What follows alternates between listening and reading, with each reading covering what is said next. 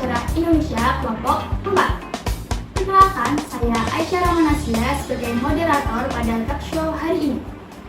Oke teman-teman semua, kali ini saya nggak sendirian nih.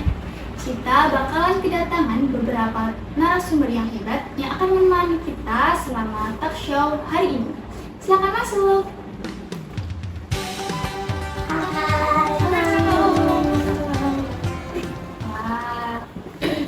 Ya pada semangat dan ceria banget nih. Ya dong, mau ketemu sama Oke, gimana nih kabarnya kakak-kakak? Alhamdulillah baik ya dari kita semua, cuman agak sedikit gimana ya, karena banyak tugas ya akhir-akhir ini karena kita udah kelas 12. Mau PAS ya, Ada mau lulus. Waduh, 4 bulan lagi. Iya, nggak kerasa ya. Oke, nggak usah lama-lama nih, kita langsung aja ke pembahasan kita. Kira-kira kita bakalan membahas apa sih talk show hari ini? Ada yang tahu nggak nih kira-kira? Apa ya? Apa? Jadi kita bakalan membahas yaitu meneladani tokoh nasional Indonesia. Langsung aja yuk kita tanya-tanya ke keempat narasumber kita.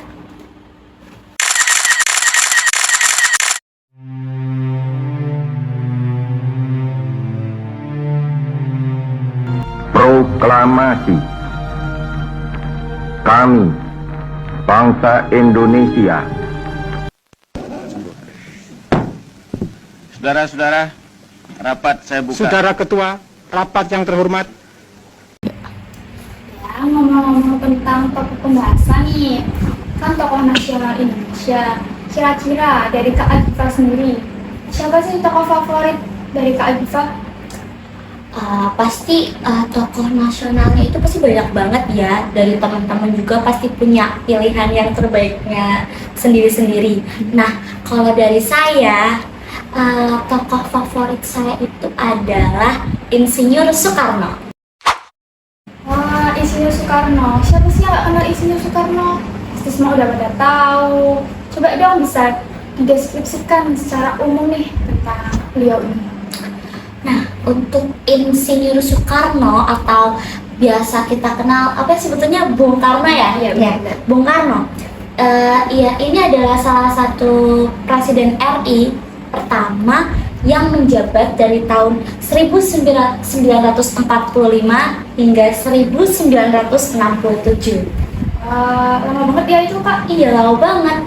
Dan dia itu adalah salah satu peran yang sangat berperan ya dalam memerdekakan Indonesia dari kolonial Belanda. Bayangin aja deh, itu kita dijajah sama Belanda berapa tahun lamanya. Nah, Insinyur Soekarno ini yang saya tahu, dia tuh lahir di Jawa Timur, lebih tepatnya di Surabaya. Dan ketika masa kepemimpinannya, beliau ini berhasil mempersatukan kita ya, karena kita tuh beragam-ragam dari suku, budaya, agama, bangsa. Aduh, iya keren banget sih pokoknya. Nah, tapi pada akhir masa kepemimpinannya, sayangnya ia dilungsurkan dari jabatannya pada waktu tanggal 30 September 1965, yang kemudian ia diasingkan di Wisma Yaso, tepatnya di Jakarta, hingga akhir hayatnya pada tanggal 21 Juni 1970. Menarik banget ya. Kira-kira Insinyur Soekarno ini sendiri tuh perannya dalam kemerdekaan Indonesia atau bagi bangsa Indonesia sendiri tuh apa sih? Mungkin yang udah teman-teman tahu nih, yang pertama itu ada beliau itu yang merumuskan dan memproklamasikan kemerdekaan Indonesia pada tanggal 17 Agustus 1945 sama Bung Hatta. Itu yang pertama. Nah, yang kedua itu adalah membentuk dan memimpin organisasi pergerakan nasional. Contohnya yang kita tahu itu adalah Panitia Persiapan Kemerdekaan Indonesia atau yang biasa kita sebut PPKI. Lalu yang ketiga, nah yang tadi udah saya jelaskan, yaitu beliau berperan dalam menyatukan bangsa Indonesia yang terdiri dari berbagai suku, bangsa, dan agama. Nah, teman-teman, tadi kan yang saya jelasin itu adalah peran Insinyur Soekarno dalam perjuangan kemerdekaan. Ternyata ada loh yang lainnya lagi. Nah, itu dalam pembangunan negara. Di sini ada nggak sih teman-teman yang tahu kira-kira apa perannya? Kalau menurut saya ya, memperjuangkan kedaulatan Indonesia di dunia internasional itu, Soekarno berhasil membawa Indonesia menjadi anggota PBB dan menjadi pemimpin pada gerakan non-blok. Keren banget kan ya? Nah, teman-teman pasti pada tahu Pancasila. Tahu dong. Tahu sih, Nah, jadi yang merumuskan Pancasila itu salah satunya adalah Insinyur Soekarno. Ngomongin tentang Pancasila nih, dasar negara Indonesia kita sendiri ya. Kira-kira gagasan yang Insinyur Soekarno itu sampaikan untuk merumuskan Pancasila itu apa sih? Gagasan yang diungkapkan oleh Insinyur Soekarno adalah yang pertama, kebangsaan Indonesia. Yang kedua, internasionalisme atau perikemanusiaan. Yang ketiga, mufakat atau demokrasi. Yang keempat, kesejahteraan sosial. Dan yang terakhir nih, yang kelima, ketuhanan yang berkebudayaan. Wah, menarik banget ya tadi dari peran Insinyur Soekarno. Dari Kak Alina sendiri, alasannya kenapa sih kok menjadikan Insinyur Soekarno ini sebagai tokoh nasional favorit? Emang apa yang bisa kita pelajari dari sosok beliau ini? Insinyur Soekarno, beliau itu dikenal sebagai pemimpin yang kuat dan tegas. Ia juga berani untuk Indonesia itu mencapai kemerdekaannya. Selain itu, dia juga punya visi misi yang jelas. Nah, visi misinya itu apa sih? Jadi visi misi dari Insinyur Soekarno itu adalah mewujudkan Indonesia yang merdeka, bersatu, berdaulat, adil, dan makmur. Itu yang pertama. Nah, yang kedua, beliau ini dikenal sebagai orator yang luar biasa. Beliau itu memiliki kemampuan untuk menggerakkan massa dalam pidato-pidatonya yang berapi-api. Itu kan jarang banget ya orang-orang bisa berpidato yang berani gitu. Yang ketiga itu ia memiliki gagasan-gagasan yang visioner. Jadi pikiran Insinyur Soekarno itu maju. Dia itu berani mengungkapkan hal-hal baru dan tidak takut untuk mencoba. Itu sih kerennya. Nah, terus yang keempat itu beliau itu adalah sosok yang sangat nasionalis. Dia gigih untuk berjuang demi kemerdekaan Indonesia. Dari teman-teman mungkin ada yang mau menambahkan apa sih yang spesial dari Insinyur Soekarno? Saya mau menambahkan ini. Jadi Insinyur Soekarno ini merupakan pemikir yang cerdas. Dia juga mendalami berbagai bidang seperti bidang politik, ekonomi, dan juga sosial. Begitu. Jadi all rounder gitu ya orangnya. Iya. Jadi Insinyur Soekarno ini kan orang kawan-kawan yang maksudnya itu penting banget di kemerdekaan Indonesia. Nah, itu semua bisa kita teladani di kehidupan sehari-hari, jadikan sebagai suri teladan kita semua. Dan yang pasti Insinyur Soekarno ini sangat Hebat.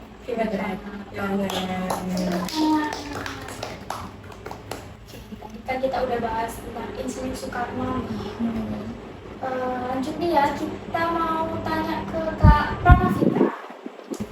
Kira-kira dari Kak Pranavita sendiri, siapa sih tokoh nasional favorit Kak Pranavita? Kalau saya sih tokoh favoritnya Muhammad Hatta. Kata itu Hatta ya? Iya. Oke. Emang tuh beliau ini secara umum deskripsinya gimana sih biar teman-teman juga pada tahu ya? Oke, kalau Dr. Muhammad Hatta atau populer dengan sebutan Bung Hatta yang lahir di Sumatera, tepatnya di Bukit Tinggi pada tanggal 12 Agustus 1902. Beliau ikut dalam memperjuangkan bangsa Indonesia untuk mencapai kemerdekaan dan melawan penjajahan Jepang dan Belanda. Ada yang mau ditambahkan nggak nih tentang deskripsinya Muhammad Hatta? Saya mau menambahkan ini. Jadi Muhammad Hatta itu merupakan pejuang, negarawan, dan juga wakil presiden nomor 1 di Indonesia. Nah, beliau mengundurkan diri dari jabatan wakil presiden Indonesia ini pada tahun 1956 karena beliau ini berbeda pendapat atau selisihlah dengan Insinyur Soekarno gitu. Saya juga mau nambahin dong, kalian tahu nggak si Bapak Koperasi Indonesia? Siapa Nah itu Hatta. Nah terus kalian tahu nggak si Bandara Soekarno Hatta yang di Jakarta? Nah itu menggunakan nama ada Hattanya ya, karena sebagai bentuk penghormatan terhadap jasanya sebagai salah satu proklamator kemerdekaan Indonesia. Oh, iya, jadi dari itu semua tuh apa sih peran dari Muhammad Hatta sendiri? Oke, jadi peran dari Muhammad Hatta ini yaitu merumuskan dan menandatangani naskah proklamasi, terus juga menemani Insinyur Soekarno dalam pembacaan teks proklamasi. Meski bangsa Indonesia telah merdeka, tetapi bangsa Indonesia ini belum diakui oleh Belanda. Oleh karena itu, Muhammad Hatta mendesak Belanda untuk mengakui Indonesia merdeka melalui konferensi Meja Bunda. Alasannya nih Kak Pranati kok menjadikan Muhammad Hatta sebagai tokoh nasional favorit? Kan mesti banyak dong tokoh-tokoh lainnya. Alasannya nih kenapa dan apa ya kira-kira sikap dari beliau atau keseharian beliau yang bisa kita jadikan tauladan? Oke, jadi Dr. Muhammad Hatta ini memiliki pemikiran yang sangat tajam, terus kritis dan berani dalam kebenaran. Yang ketiga itu jiwa toleransi dan tenggang rasa. Terus apa ada yang mau ditambahkan? Oh ya, selain itu Muhammad Hatta itu memiliki jiwa yang tanpa pamrih dan bertanggung jawab serta menjadi teladan bagi kita semua untuk berbangsa dan bernegara. Gitu ya. Jadi bahasan dari Muhammad Hatta. Kita lanjut aja yuk ke tokoh favorit dari narasumber kita selanjutnya. Silakan Kak Kayla. Nah, tadi kan Kak Diva kan udah membahas tentang bandara yang ada di Jakarta ya, namanya Bandara Soekarno-Hatta. Betul nggak? Betul. Nah, kalian tahu nggak sih bandara yang ada di Semarang yang namanya itu Bandara Jenderal Ahmad Yani? Tahu nggak? Nah, itu tokoh favorit saya. Jadi, tokoh favorit saya itu Jenderal Ahmad Yani. Kayla sendiri kan memfavoritkan Jenderal Ahmad Yani nih. Iya, betul. Coba dong deskripsikan buat teman-teman semua nih. Jadi, Jenderal Ahmad Yani ini lahir di Jenar, tepatnya di Purworejo pada tanggal 19 Juni 1922. Nah, Beliau ini merupakan putra dari pasangan Sarjo dan Portini. Beliau juga merupakan salah satu pahlawan revolusi yang gugur karena beliau ini merupakan korban dari tragedi gerakan 30 September, gerakan G30S. Pada tahu kan ya? Nah, itu tuh dia itu dibunuh pada saat penculikan di rumah Nuan. Nah, kira-kira kalian ada yang tahu nggak nih mengapa Jenderal Ahmad Yani ini menjadi target penculikan? Kalau menurut saya sih karena Ahmad Yani ini menolak keinginan PKI untuk membuat angkatan kelima yang terdiri atas buruh dan tani. Ya, tepat sekali Kak Weda. Terus apa yang mereka lakukan pada saat menculik Jenderal Ahmad Yani sih? Kalau sepengetahuan saya, mereka menembak Ahmad Yani di ruang makan di rumahnya Ahmad Yani sendiri, dan mayatnya itu dibuang ke lubang buaya. Yang terkenal itu enggak sih? Jenderal Ahmad Yani. Kenapa sih Kak Kaya memfavoritkan beliau? Apa yang bisa kita semua ambil nih supaya jadi suri tauladan buat kita semua? Ya, jadi Jenderal Ahmad Yani ini mempunyai jiwa kepemimpinan. Terus beliau itu juga disiplin, berani, dan tentunya juga tegas. Jadi kenapa saya mengidolakan beliau? Karena sifat-sifat beliau ini sangat menginspirasi bagi saya gitu. Ya teman-teman ya, bisa dijadikan suri tauladan buat kehidupan sehari-hari dong, pasti betul sekali. Oke, selain menjadi suri tauladan nih, apa kira-kira peran dari Jenderal Ahmad Yani itu sendiri? Nah, jadi Jenderal Ahmad Yani ini berperan dalam pelaksanaan operasi Trikora dan operasi Bikora sehingga pelaksanaan ini menjadi sukses. Terus beliau itu juga memimpin dalam penumpasan pemberontakan PRRI di Sumatera Barat. Kemudian beliau juga ikut dalam menumpas pemberontakan DITI di Jawa Tengah. Jadi itu ya kesimpulan dari Jenderal Ahmad Yani itu sendiri. Beliau ini sebagai TNI ya, benar nggak sih? Iya benar. Pasti TNI itu udah pasti tegas, kuat, pangkatnya pasti udah jenderal tuh pasti udah bagus banget. Kita lanjut ke narasumber terakhir kita, Kak Wida. Kira-kira Kak Wida sendiri memfavoritkan siapa nih dari tokoh nasional Indonesia? Kalau saya sih tokoh favoritnya yaitu Sutomo atau yang biasa disebut dengan Bung Tomo. Oke, Bung Tomo ini sapaan akrabnya beliau. Coba deskripsikan dong buat teman-teman semua. Bung Tomo itu lahir di Surabaya pada tanggal 3 Oktober 1920. Beliau ini mempunyai ayah yang bernama Kartawan Cipto Wijoyo.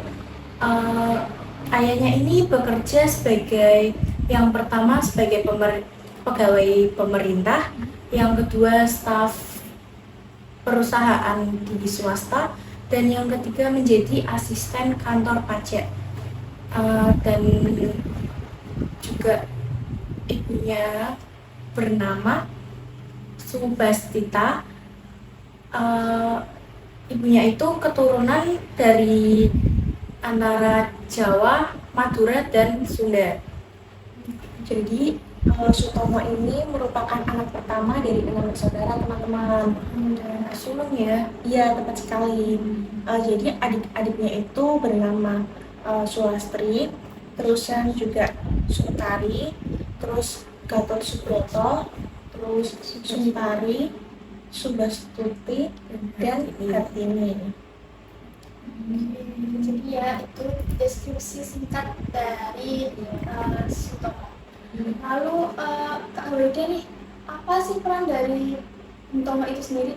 Peran dari Sutomo itu yang pertama yaitu membangkitkan semangat rakyat untuk melawan kembali penjajah Belanda melalui tentara Nikah.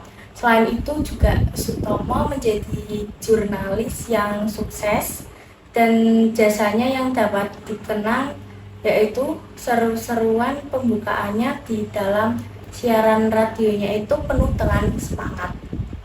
Wah, orangnya sangat berarti ya buat rakyat-rakyat untuk melawan penjajah. Lanjut nih, kenapa sih Kak Wede itu menjadikan Bung Tomo ini sebagai tokoh favoritnya? Kira-kira apa nih yang bisa kita ambil untuk dijadikan suri tauladan? Karena Sutomo ini memiliki nilai juang yang tinggi dan tidak mudah menyerah ya walaupun banyak rintangan yang dihadapi. Yang kedua, Sutomo ini memiliki kemampuan menginspirasi kepada banyak orang. Dan yang ketiga, memiliki kemampuan untuk memimpin dan menggerakkan masanya dengan sangat efektif. Saya boleh sedikit nambahin ya? Boleh dong. Jadi beliau juga merupakan sosok yang tegas dan berani walaupun nyawanya terancam, tapi dia berani mengambil resiko. Itu. Terus yang kedua itu dia bijaksana dalam berbicara. Dia tidak mudah untuk diprovokasi gitu sama orang. Terus yang ketiga dia juga orang yang care gitu, peduli terhadap kemerdekaan Indonesia. Oke, teman-teman, ini barusan kita membahas tentang Bung Tomo ya, salah satu tokoh nasional yang gak kalah penting. Jadi semua pahlawan itu penting buat kita semua, dijadikan sebagai suri tauladan yang bisa kita teladani sifat-sifat baiknya dalam kehidupan sehari-hari. Jadi masing-masing dari tokoh nasional tadi itu memiliki ciri khasnya masing-masing ya. Jadi dapat disimpulkan bahwa para pahlawan itu tokoh nasional Indonesia ini sama-sama berjuang demi negara Indonesia. Oke, jadi pembahasan talk show kita kali ini sudah selesai. Semoga ini dapat bermanfaat buat teman-teman semua.